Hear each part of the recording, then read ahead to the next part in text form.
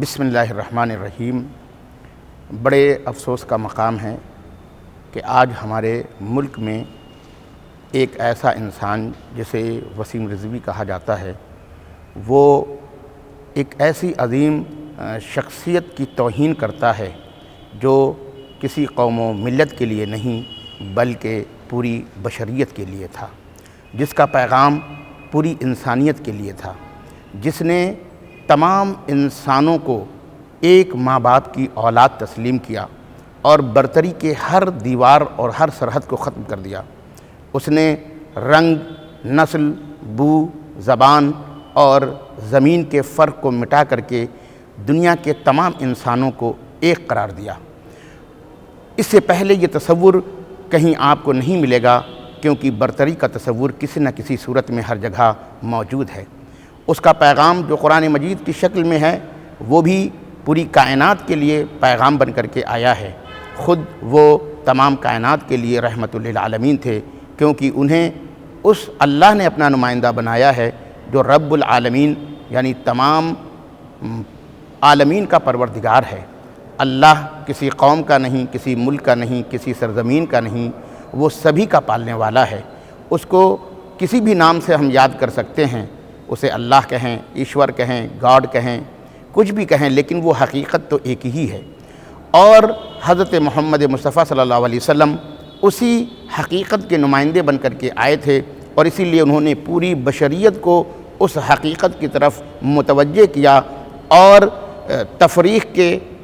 اونچ نیچ کی تمام دیواروں کو گرا کر کے آپ نے پوری بشریت کو ایک تسبیح کے دانے کی صورت میں پرو دیا تھا، اور سب کو علم، انصاف، عدالت اور ترقی کا وہ راستہ دکھایا تھا کہ جہاں دنیا میں امن اور امان قائم رہے اور انصاف کے ساتھ لوگ زندگی گزاریں۔ پیغمبر نے تمام دنیا کے دوسرے مذاہب کو، قرآن مجید میں آیات موجود ہیں جہاں انہوں نے دعوت دی تھی کہ وہ ایک پلیٹ فارم پر جمع ہو جائیں، اور خود پیغمبر نے عملی طور سے بھی یہودیوں سے حتیٰ کہ مشرکین سے معاہدے کیے تھے، اور اس معاہدے کی بنیاد پر ان کو ایک امت واحدہ قرار دیا تھا۔ آپ نے دنیا کو صلح کا ایسا پیغام دیا کہ جو تاریخ بشریت میں جس کی نظیر نہیں ملتی۔ اگر ایسے پیغمبر کو، جس نے سب کے لیے علم کا دروازہ کھولا، ایسے پیغمبر کے لیے جس نے سب کو جو ہے نیکی کا راستہ بتایا اور سب کو برائیوں سے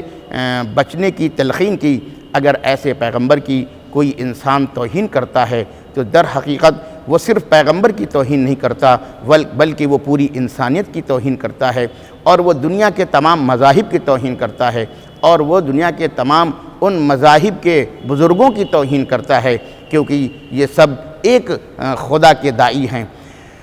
مجھے تعجب ہوتا ہے کہ اس ملک میں، جو ملک صوفی سنتوں کا ملک ہے، وہ ملک جو تمام ادیان کا گلدستہ ہے، تمام مذاہب کا گلدستہ ہے، جہاں تمام مذہب کے لوگ ایک ساتھ مل کر کے رہتے ہیں، اور جہاں ہر مذہب کا احترام کیا جاتا ہے، آج نہ جانے کون سی نفرت کی ہوا چلی ہے کہ کچھ لوگ نفرت کی سیاست کو آگے بڑھاتے ہوئے ملک میں ناامنی کو ہوا دے رہے ہیں، اور ایسے لوگوں کو بڑھاوا دے رہے ہیں جو آ کر کے دوسرے مذاہب کی توہین کرتے ہیں، اور تاکہ اس کے ذریعے سے ملک ناامنی کی طرف جائے۔ اگر یہ دروازہ ایسے ہی کھلا رہا تو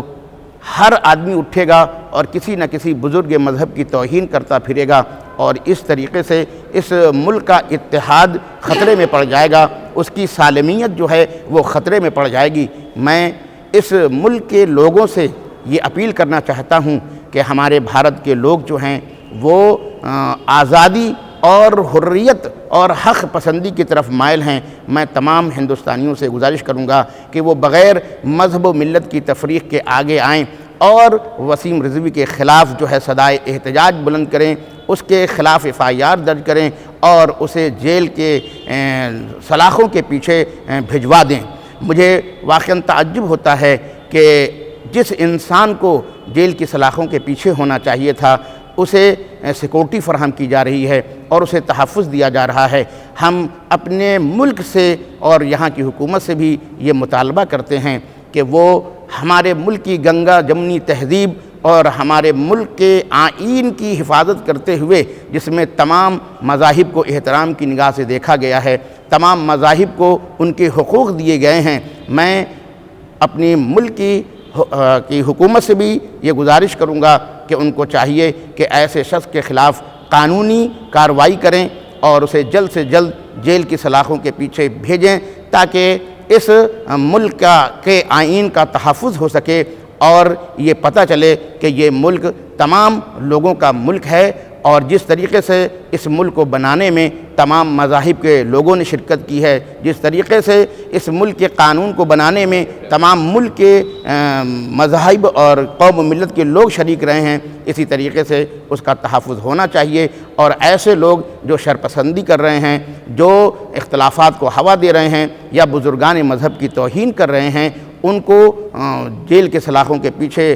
بھیج دیا جائے اور ان کو آگے نہ بڑھنے دیا جائے، ورنہ اگر اس طریقے سے توہین کا دروازہ کھلتا ہے تو پھر کسی بھی مذہب کا دامن نہیں بچ پائے گا اور ملک کا امن و امان خطرے میں پڑ جائے گا، جو کسی بھی اعتبار سے بہتر نہیں ہے۔ ہم لوگوں سے گزارش کرتے ہیں کہ سب احتجاج کریں، اس کے خلاف آواز اٹھائیں اور قانون کے دائرے میں رہتے ہوئے اس کے خلاف قانونی کارروائی کریں۔ ہم عدالت عظمیٰ سے بھی درخواست کرتے ہیں کہ ایسے انسان کے خلاف وہ خود عملی اقدام کریں اور اسے جلد سے جلد کیفر کردار تک پہنچائیں، کیونکہ پیغمبر کی توہین صرف پیغمبر کی توہین نہیں، اس ملک کی بھی توہین ہے اور انسانیت کی توہین ہے اور تمام مذاہب کے احترام کی بھی توہین ہے۔ والسلام علیکم ورحمۃ اللہ وبرکاتہ۔